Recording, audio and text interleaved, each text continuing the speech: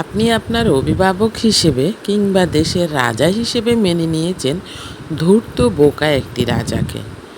অথচ আপনি তার থেকে আশা করবেন বা ফলাফল আশা করবেন একজন দায়িত্বশীল কর্তব্যপরায়ণ বুদ্ধিমান রাজার মতো। তা কি কখনো সম্ভব?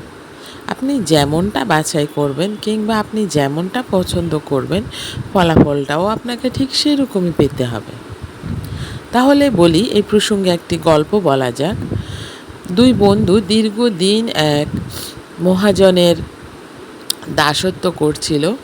তো একটা পর্যায়ে মহাজন ওদের কাজের উপর খুশি হয়ে দীর্ঘদিনের পরিশ্রম বা যে সততার সহিত এফোর্ট দিয়েছিল মহাজনকে, মহাজন তাতে অনেক বেশি খুশি হলেন এবং দুই বন্ধুকে বললেন যে আজকে থেকে তোমরা আমার দাসত্ব থেকে মুক্ত, এবং তাদের দুজনকেই পর্যাপ্ত টাকা পয়সা দিয়ে একটি জাহাজে উঠিয়ে দিলেন।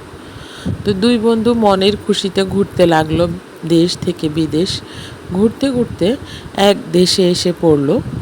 সে দেশে দেখে খাবার দাবার মানে যাই হোক না কেন সবগুলোর দাম একদম এক দাম, 1 টাকা।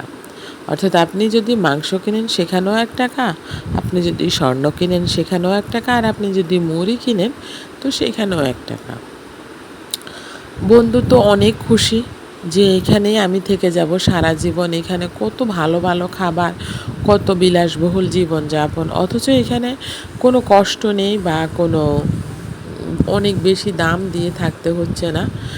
অন্য বন্ধু বলল, বন্ধু এটা কি তোমার ভুল হবে না? যেহেতু যেখানে ভালোর কোনো বাছ বিচার নেই, মন্দের কোনো বাছ বিচার নেই, ভালো মন্দ সস্তা দামি সবই সমান তালে চলছে, সেখান থেকে অন্তত আমরা ভালো কিছু আশা করতে পারি না।